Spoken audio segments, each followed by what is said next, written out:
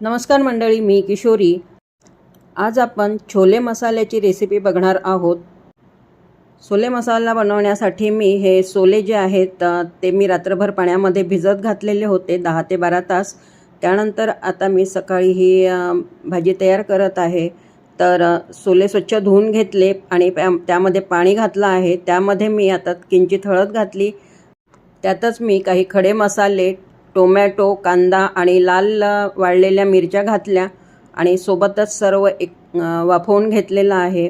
तर 4 ते 5 शिट्ट्या होऊ दिल्या होत्या। आता ह्यामधून मी हे जे मसाले आहेत, टोमॅटो, कांदा आणि इतर मसाले जे घातले होते ते मी सर्व काढून घेतले आहेत। आणि छोलेसुद्धा बघू शकता छान असे शिजलेले आहेत, सॉफ्ट एकदम। आता हे मसाले जे आहेत ते मी मिक्सरच्या पॉटमध्ये घालून एकदम फाईन अशी पेस्ट तयार करून घेतलेली आहे। गॅसवर मी कढई ठेवलेली आहे आणि तेल तापायला ठेवलेलं आहे।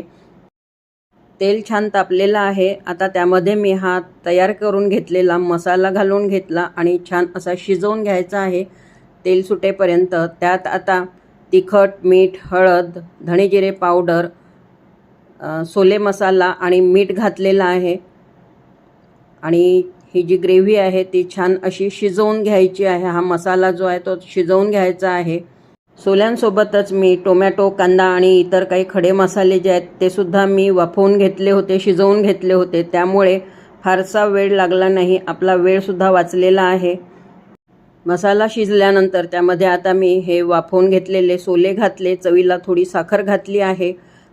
वरून थोडी कस्तुरी मेथीसुद्धा मी अशी कुस्करून घातलेली आहे। कस्तुरी मेथी घातल्यामुळे छोल्यांची चव जी आहे ती खरंच खूप छान येते।